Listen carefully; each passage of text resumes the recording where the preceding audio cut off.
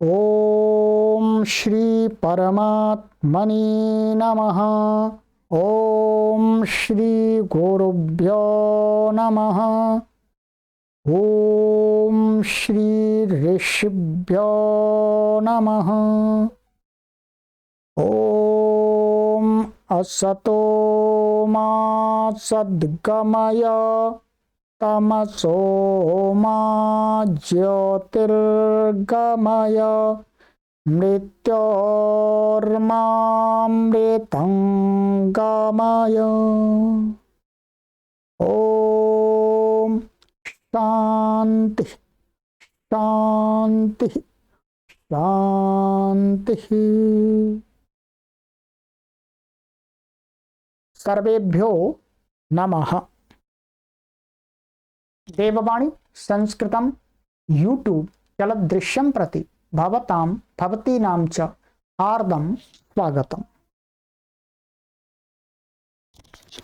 मित्रों,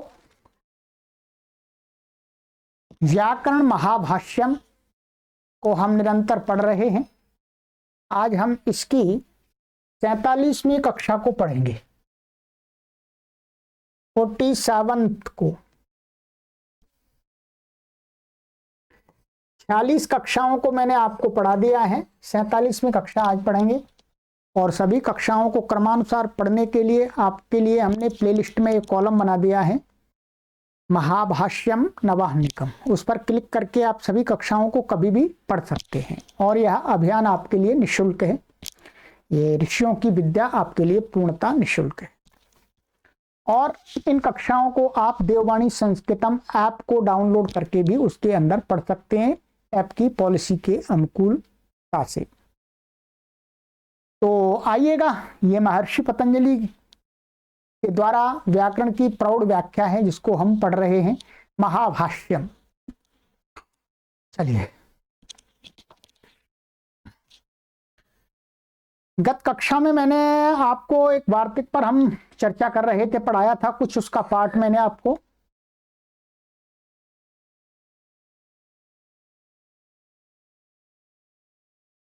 ये वार्तिक था, इस वार्तिक को हमने पिछली 2 कक्षाओं में पढ़ा है थोड़ा सा। अभी पूरा हमारा ये एक कक्षा में पढ़ा है। ये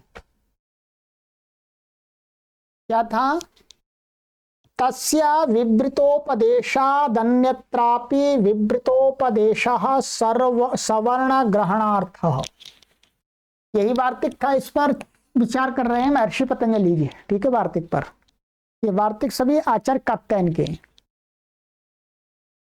तो ये कहा था कि जो प्रत्याहार सूत्रों में जो आ है उसका ये पहले निर्णय कर दिया था कि उसको शास्त्र के कार्य करने के लिए विवृत कर लिया है महर्षि पाणिनि ने। ठीक है, तो कहते हैं कि उसके विवृत उपदेश होने से, ठीक है, मान लिया, वो तो कर दिया आपने।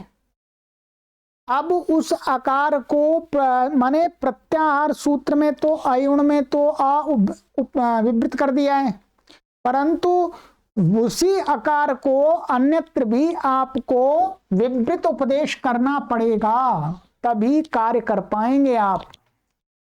इस बात को हमने पिछली कक्षाओं में चिंतन किया है। इसके लिए सवर्ण ग्रहणार्थ, क्योंकि तभी तो वो तुल्यास्य प्रयत्नम सवर्णम और अणुदित सवर्ण से चा प्रत्यय से के सहयोग से अपने जो दूसरी जगह पड़े हुए हैं ह्रस्व आ, उनका ग्रहण करा पाएगा। ठीक है, तो इस पर चर्चा कर रहे थे, 2 कक्षाएं हमारी हो गई हैं। ठीक है, कि क्यों ग्रहण नहीं कराता है अन्यत्र? क्योंकि मान लिया महर्षि पाणिनि ने प्रत्याहार सूत्र में तो विवृत मान लिया, हमने सिद्ध कर लिया है आ सूत्र से कि उसको दोबारा प्रतिज्ञा कर दी है कि अब फिर दोबारा संवृत हो गया। इसका मतलब शास्त्र के कार्य करने में, शास्त्र व्याकरण की प्रक्रिया में ह्रस्वाकार को विवृत मान लिया। परंतु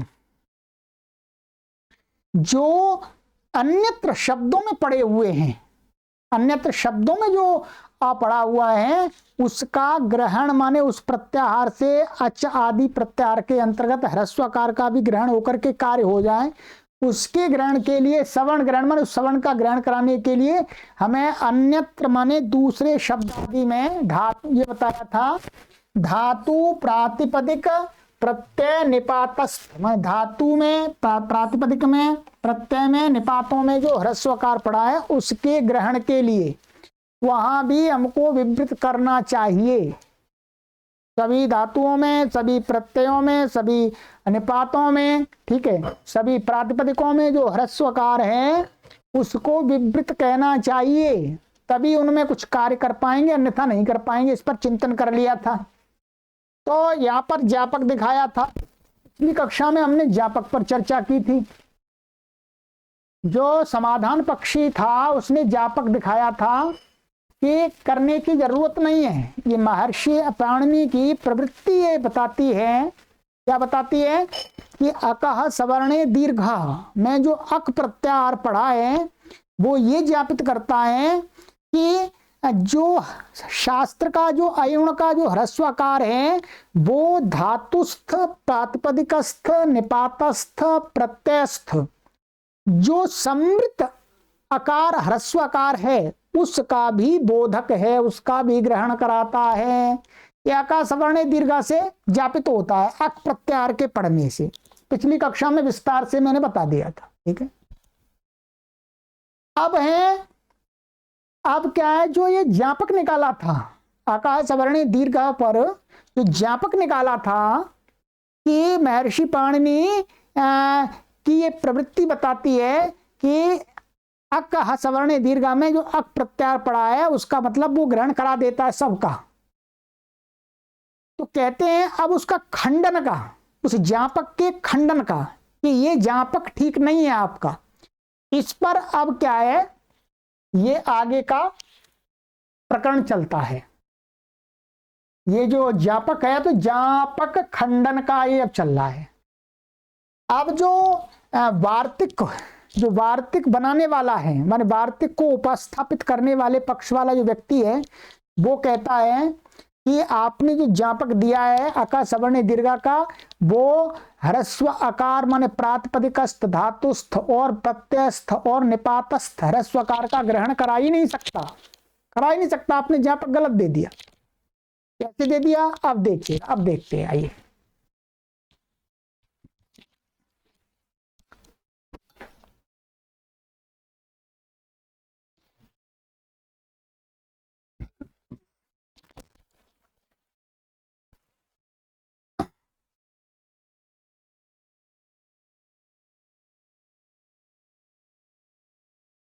कहते हैं नई तदस्ति ज्ञापकम। भाई आपने ये जो पीछे कहा है ये यहां पर आचार्य प्रवृत्ति ज्ञापयति भवत्याक्षर समाम नायिकेन धात्वादिस्थस्य ग्रहणम इति यदयम् अका सवर्णे दीर्घः इति प्रत्याहारे को ग्रहणम करोति कथम कृत्वा ज्ञापकम नहीं द्वयोराक्षर समाम नायिकयोर युगपत समवस्थानमस्ति। तो ये आपने जो ज्ञापक दिया है ये ज्ञापक हो ही नहीं सकता। आपने गलत मान लिया, आपने गलत सोच लिया, ये ज्ञापक नहीं है। ये क्या है, ज्ञापक नहीं है।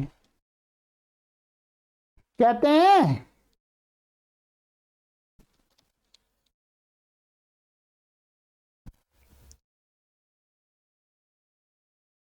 नहीं तदस्ति ज्ञापकम, ज्ञापक नहीं है। क्यों? अस्ति ह्यन्यदेतस्य वचने प्रयोजनम। जो अका सवर्ण दीर्घ जो सूत्र है उसमें जो अकाह पड़ा हुआ है, अका माने अक पड़ा हुआ है, उस का तो दूसरा प्रयोजन है। दूसरा प्रयोजन है क्या? अस्ति ही अन्यत एतस्य वचने, इस वचन में प्रयोजन है, ये ज्ञापक नहीं है। किम भाई क्या प्रयोजन है बताइए? तो कहते हैं यस्याक्षर समाम नायिकेन ग्रहणमस्ति तदर्थमेतत् स्यात् खट्वाढकम मालाढकम। इति सति प्रयोजने न ज्ञापकं भवति तस्मात् विवृतोपदेशः कर्तव्यः। बहुत सुंदर बात कही है मित्रों। कहते हैं कि भाई इसका तो दूसरा प्रयोजन है, दूसरे कार्य करने के लिए वो अनर्थक नहीं जा रहा, निरर्थक नहीं जा रहा वहां। किम क्या? यस्य माने जिस का, कौन सा? यस्य अक्षर समाम्नायिकेन ग्रहणम अस्ति तदर्थम एतत् स्यात्। जो अक्षर समाम्नायिक, अक्षर समाम्नायिक जो अ, ई और उ और ण, ठीक है, ध्यान दीजिएगा। इसमें जो ये आ है, ये जो आ है, तो जिसका अक्षर समाम्नायिकेन माने इस आ के द्वारा, ये अक्षर समाम्नायिक है माने प्रत्याहार सूत्र में पढ़ा हुआ है, इसके द्वारा यस्य माने जिसका ग्रहण होता है, इसका ग्रहण होता है, इस ह्रस्व के द्वारा तुल्यास्य प्रयत्नम सवर्णम, इसको यहां विवृत कर दिया है। क्या कर दिया है? विवृत। तो तुल्यास्य प्रयत्नम सवर्णम और अणुदित सवर्ण से चा प्रत्यय है। अणुदित सवर्ण से चा प्रत्यय, इन दोनों सूत्रों के सहयोग से क्या हो जाएगा? ये ह्रस्वाकार किसका बोधक है? जो विवृत हैं और सवर्ण वाले। तो क्या ह्रस्व आकार जो समृत ह्रस्व आ है उसका तो ग्रहण नहीं होगा। दीर्घ है, जो दीर्घ है आपका या प्लुत है, उसका ग्रहण हो जाएगा। तो वही कह रहे हैं अक्षर समाम्नायिकेन माने इस अक्षर प्रत्याहार में पठित ह्रस्वकार के द्वारा यस्य माने जिसका, किसका? दीर्घ आ का ग्रहणम अस्ति, जो ग्रहण है, ग्रहण है माने उसका बोध कराने वाला है। ये इस अ से इसका बोध होता है आ का, क्योंकि इन दोनों की सवर्ण संज्ञा हो रही है। परंतु ये जो अ कहीं पर यदि समृत है, उसकी सवर्ण संज्ञा हो ही नहीं सकती, उसकी क्योंकि व्यवहार भेदात। तो कहते हैं इसका अका सवर्ण दीर्घा में इस आ का ग्रहण करके हम कार्य कर लेंगे। क्या कार्य कर लेंगे? खट्वा ढकम माने खट्वा प्लस आढ़कम। क्या उदाहरण बनेगा आपका? यहां मैं दिखा देता हूं। खट्वा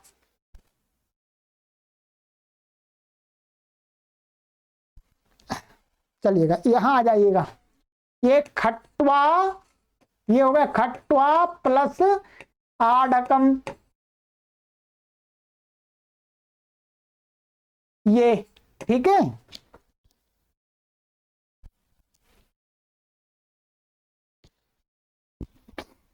स्पेस कम है, मैं दोबारा लिखता हूं। ये खट्वा प्लस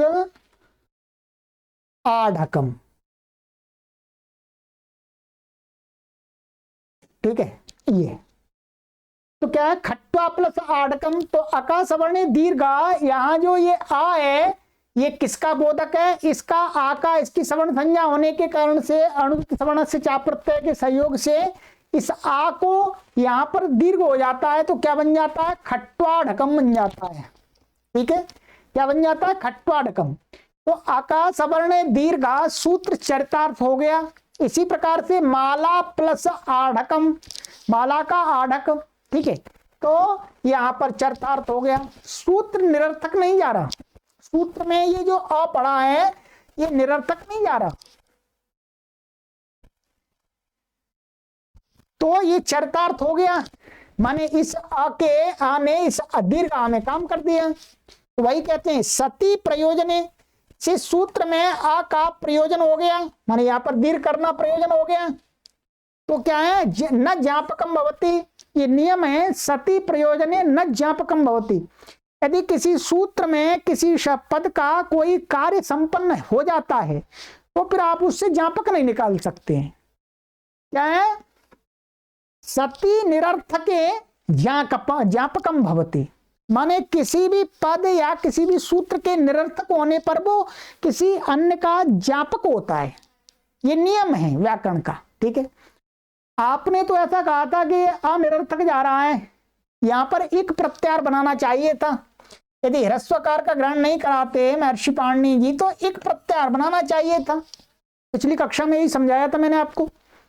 पर अब महर्षि पाणिनि ने अक बनाया है, इसका मतलब है कि इस अ शास्त्र में जो विवृत अ है वो अन्यत्र धातुस्थ प्रातिपदिकस्थ प्रत्ययस्थ निपातस्थ जो समृत अ है उसका ग्रहण कराता है।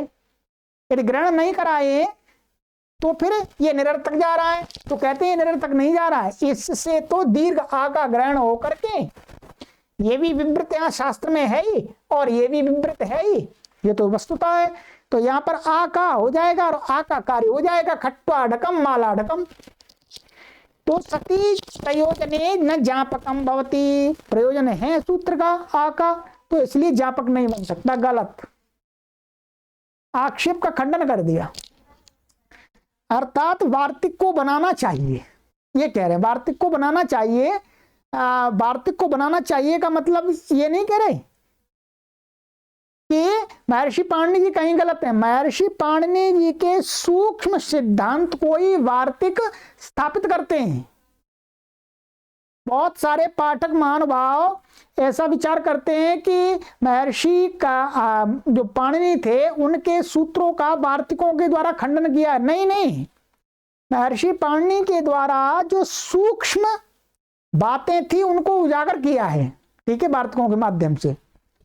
तो कहते जब तस्मात्, इसलिए विवृतोपदेश कर्तव्य, इसलिए महर्षि पाणिनि को क्या माने हमें उसको विवृत उपदेश करना पड़ेगा। धातुस्थ अकार को, प्रातिपदिकस्थ अकार को, निपातस्थ अकार को, प्रत्ययस्थ ह्रस्वकार को जो समृत हैं, ठीक है।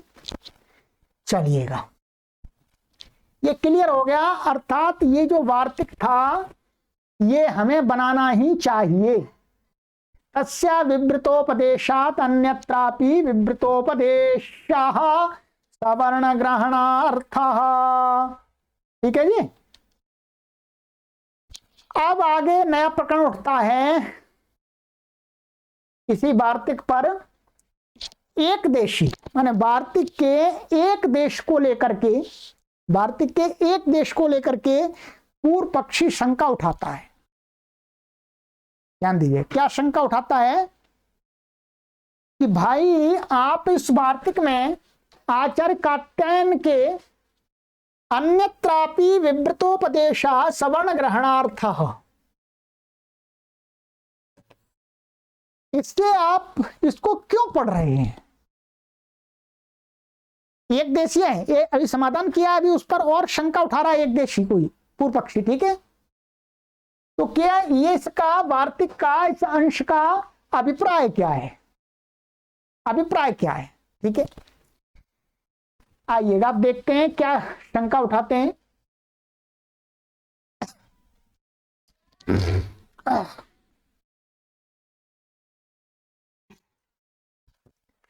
तो कहते हैं कि का एषा यत्नश्चोद्यते विवृतोपदेशो नाम,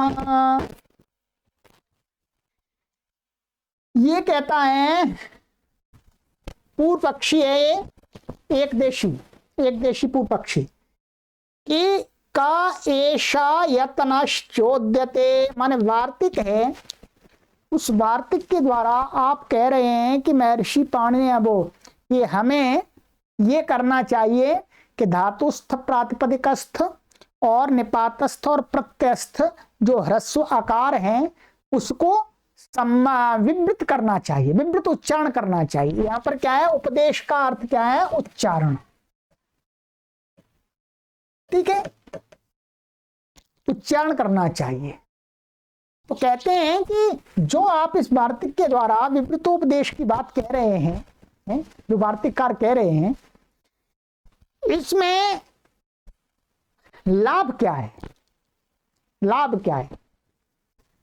ऐसा है, माने हमने मान लिया महर्षि पाणिनि जी धातुस्थ, ठीक है, धातुओं में, प्रत्ययों में, निपातों में और प्रातिपदिकों में। जो सूत्र के अंदर, गणों के अंदर, गणपाठ में जो प्रातिपदिक हैं उनके अंदर, और धातुएं धातु पाठ के अंदर, और जो प्रत्यय हैं उनके अंदर, और जो निपात हैं उनके अंदर जो ह्रस्व आकार हैं उनकी महर्षि पतंजलि पाणिनि जी प्रतिज्ञा कर देंगे कि शास्त्र की प्रक्रिया के प्रक्रिया में कार्य करने के लिए इनको विवृत प्रतिज्ञा करते हैं। क्या करते हैं? विवृत प्रतिज्ञा करते हैं। जैसे उपदेश अनुनासिक, वहां पर अचों क्या है? अनुनासिक अचो, जिनकी अनुनासिक अच प्रतिज्ञा किए हैं उनकी संज्ञा हो जाती है। वैसे ही महर्षि पाणिनि जी ये कर देंगे कि सबको प्रतिज्ञात कर देंगे, ऐसा मान लेते हैं हमने, ठीक है। जैसे यहां पर प्रत्याहार सूत्र में कर लिया, वैसे वहां कर देंगे। तो फिर आप इस जो आपका जो वार्तिककार हैं उनका इस बात को कहने का क्या तात्पर्य है कि अन्यत्रापि विवृतोपदेशः सवर्ण ग्रहणार्थ। देखिएगा यहां पर ऐसी मन में जो एक देशी है वो पूरा नहीं देखता, वो थोड़े से भाग को लेकर के, एक अंश को लेकर के शंका उठाता है। तो वो ऐसा प्रश्न कर रहा है सोच करके कि भाई चाहे आप ह्रस्वकार को विवृत कर दो, चाहे कर दो संवृत, उसमें किसी विशेष का कोई अंतर नहीं आता उच्चारण में, केवल विवार का ही तो भेद है, संवृत का ही तो भेद है। तो क्या है, चाहे आगे कह रहा है प्रश्न उठाते हुए कि विवृतो वोपदिश्येत संवृतो वा को न्वत्र विशेषः। यहां तक ये एक देशी पूर्व पक्षी का प्रश्न हो गया कि भाई अरे वहां पर आप संवृत करो चाहे विवृत करो, कोई लाघव और गौरव की कोई बात नहीं है, क्योंकि महर्षि पाणिनि जी, अब यहां पर ये समझना है आपको, ये कह रहा है यहां पर उपदेश का अर्थ ले रहा है उच्चारण। उपदेश का क्या अर्थ लिया जा रहा है? उच्चारण। यहां तो ये पूर्व पक्षी ये कह रहा है कि महर्षि पाणिनि जी उसका उच्चारण नहीं करेंगे, परंतु जैसे कार्य करने के लिए अपने धातु पाठ आदि में उसको प्रतिज्ञा कर देंगे कि कार्य करने के लिए जो ह्रस्वकार है वो विवृत है, ठीक है। अब संवृत करो चाहे विवृत करो, और वो जो वार्तिककार पर ऐसा आरोप लगा रहा है कि आप वस्तुतः ऐसा कहना चाह रहे हैं कि सब जगह धातु पाठ में सब जगह उस ह्रस्व आकार का विवृत उच्चारण करना चाहिए। महर्षि वार्तिककार ऐसा कहना चाहते हैं क्या? अरे उच्चारण में तो चाहे संवृत करो चाहे विवृत करो कोई अधिक भेद नहीं पड़ता है, ऐसा मन में प्रश्न उठा करके कह रहा है, ठीक है। तो क्या है? विवृतो वा उपदिश्येत, माने ह्रस्वकार को विवृत उपदेश करो, उच्चारण करें, अथवा संवृतो वा संवृत को नु अत्र विशेष है, इसमें क्या विशेष है? कोई विशेष नहीं लगता हमको, तो थोड़ा सा तो वही है तो उसको थोड़ा मोही फैला देंगे पर बोला नहीं जाएगा, क्योंकि जो पूर्व पक्षी होता है, एक देशी पक्षी होता है, उसका प्रश्न ही वस्तुतः गलत होता है। गलत इसलिए होता है क्योंकि वह पूरे प्रकरण को देखता ही नहीं है।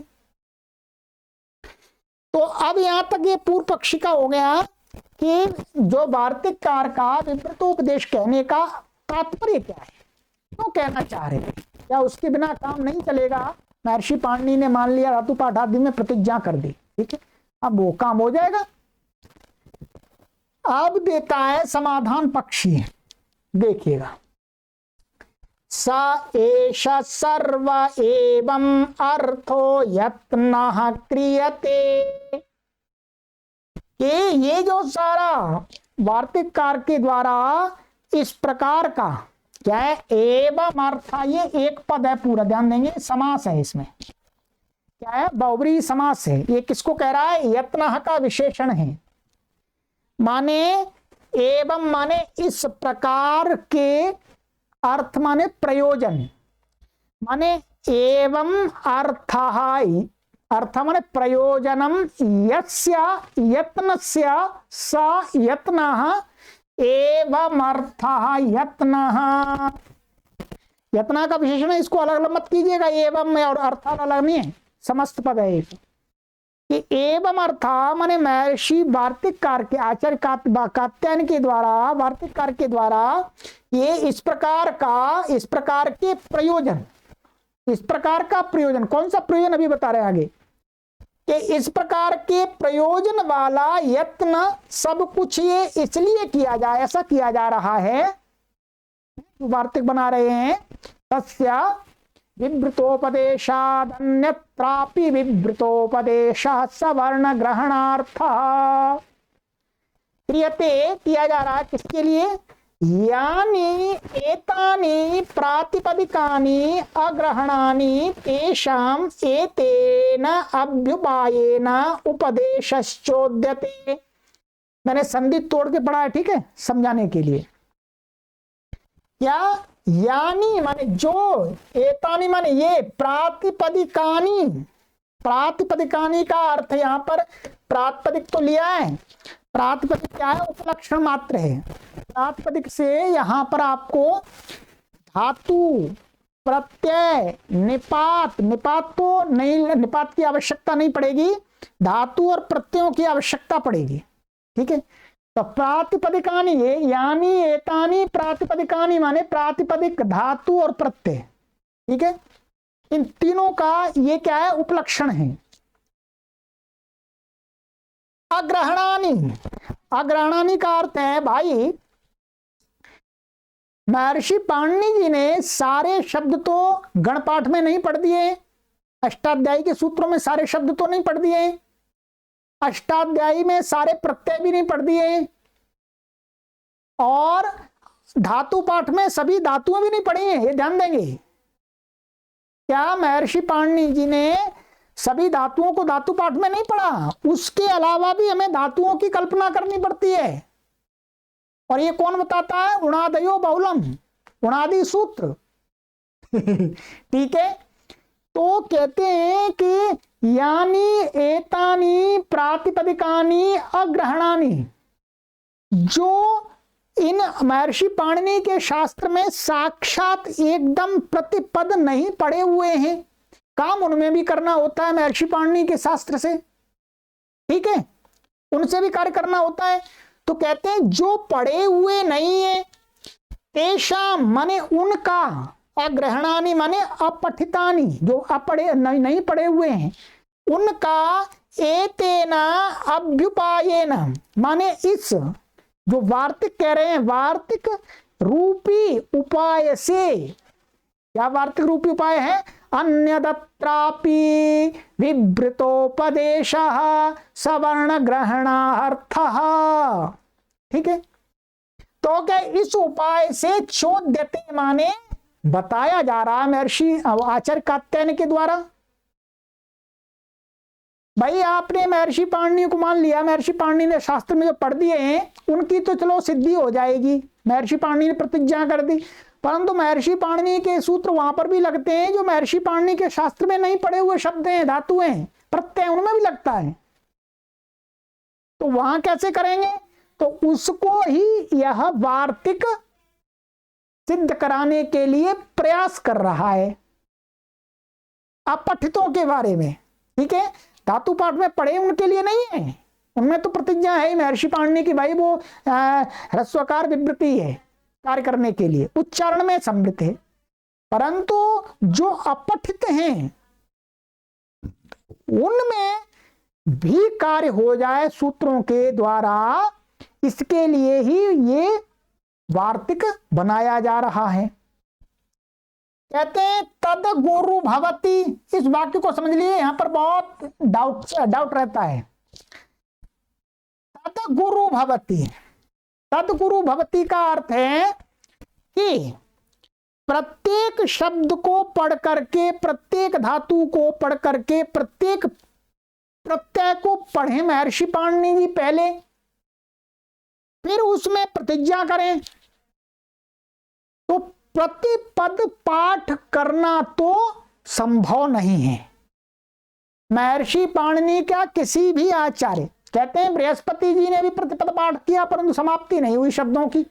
ठीक है, तो प्रतिपद पाठ करना असंभव कार्य है, अशक्यत्वात्, असंभव होने से यदि महर्षि पाणिनि जी उसको करने चलेंगे तो क्या है, वो पहली बात तो होगा नहीं, और करने चलेंगे तो उसमें बहुत गौरव हो जाएगा। कितने शब्दों को पढ़ेंगे, कितने धातुओं को लाएंगे, कितने प्रत्ययों को बनाएंगे, हैं?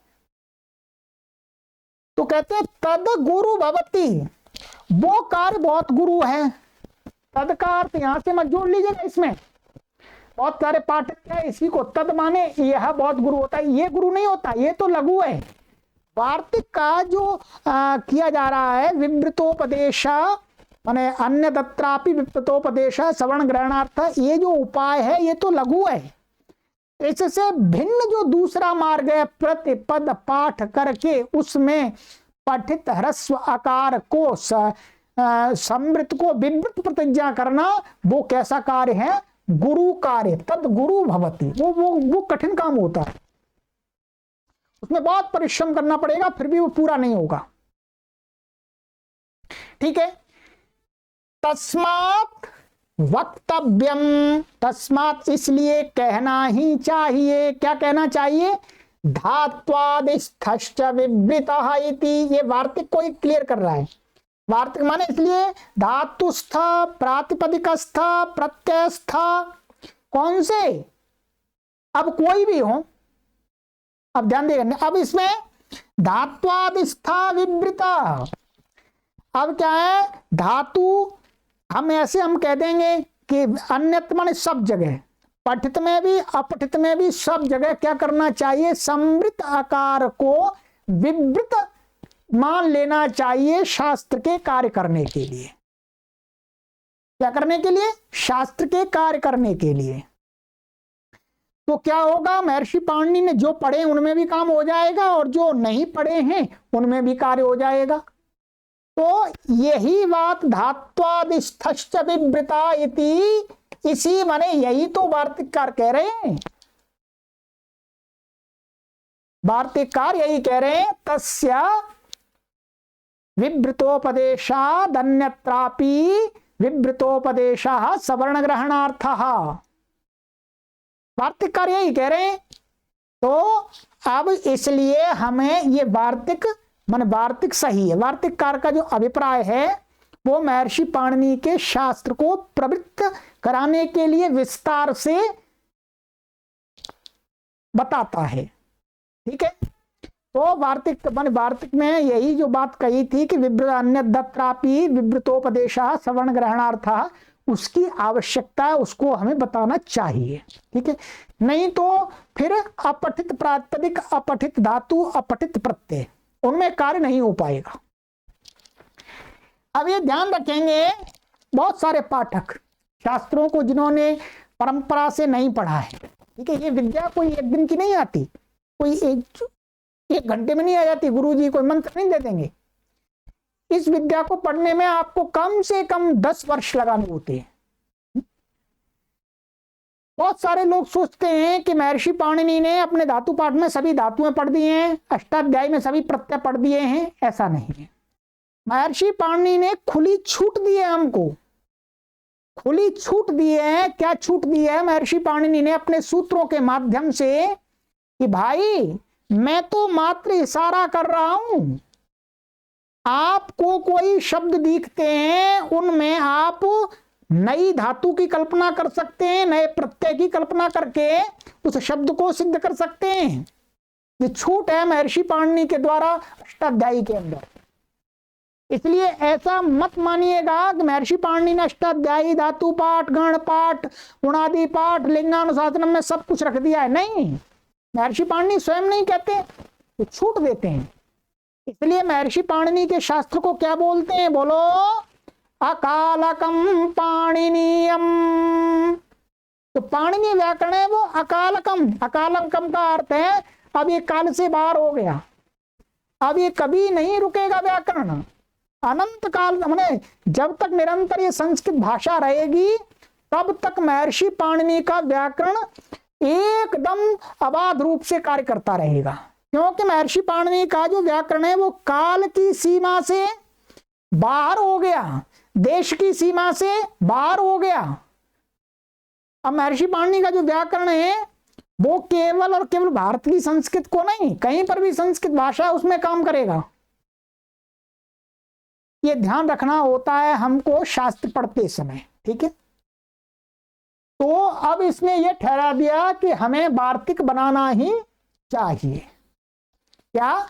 हमें वार्तिक बनाना ही चाहिए, इस वार्तिक की आवश्यकता है। तस्य विवृतोपदेशा अन्यत्रापि विवृतोपदेशा सवर्ण ग्रहणार्थ, ठीक है। तो ये वार्तिक हमारा कंप्लीट हो गया 3 कक्षाओं में, ठीक है। अब आगे की कक्षा में आगे वार्तिक आ रहा है, इसी से अभी संबंधित है वार्तिक, ठीक है। दीर्घ प्लुत वचने च संवृत निवृत्त्यर्थः। चलिएगा आगे की कक्षा में पढ़ते हैं मित्रों, और मैं आप सभी से यही निवेदन करूंगा कि आप सभी इन कक्षाओं का भरपूर लाभ लीजिएगा। देश विदेश में रहने वाले हमारे प्रौढ़ विद्यार्थी, देश विदेश में रहने वाले हमारे प्रौढ़ विद्यार्थी इस महाभाष्य की कक्षा का लाभ लें। जो भी शोधार्थी हैं, पीएचडी आदि करते हैं, वो भी इन कक्षाओं को पढ़ें। मैं ओपन माइंड से पढ़ाता हूं, मैं किसी रूढ़िवादी परंपरा को पकड़ करके नहीं पढ़ाता हूं। मैं महर्षि पाणिनि का अनुयायी हूं। महर्षि पाणिनि क्या है? एकदम ब्रॉड माइंड होकर के पढ़ाते हैं। तो मैं भी ब्रॉड माइंड होकर के पढ़ाता हूं, किसी रूढ़ी या अंधविश्वासों में बंद करके नहीं पढ़ाता हूं। भाषा का जितना विस्तार है पूरा विस्तार करना चाहता हूं, ठीक है। तो ये कक्षाएं सभी अध्यापकों के लिए, प्राध्यापकों के लिए, कुलपतियों के लिए और शोध करने वाले छात्रों के लिए, शोधार्थियों के लिए बहुत सुंदर कक्षा है। क्योंकि पुस्तक अपने आप समझ में नहीं आती, समझ में आ ही नहीं सकती ठीक है। इसको पढ़ने के लिए पहले पढ़ाने के लिए आपको इस शास्त्र का पूरा अध्ययन चाहिए, ठीक है। तब जाकर के आप इसको पढ़ सकते हैं, पढ़ा सकते हैं और समझ सकते हैं, ठीक है। चलिएगा, तो आइएगा मित्रों, आगे की कक्षा में मिलते हैं। 48वीं कक्षा में निरंतर कक्षाएं चल रही है, प्लेलिस्ट में देख लीजिएगा। महाभाष्यम नवाहनिकम कॉलम है। और कोई परेशानी होती है तो आप व्हाट्सएप पर संपर्क कर लीजिएगा, हम आपको लिंक प्रेषित कर देंगे। निःशुल्क सेवा है संस्कृत माता की, आप इसका लाभ उठाइएगा। अधिक से अधिक लोगों को जोड़िएगा। सर्वेभ्यो नमः।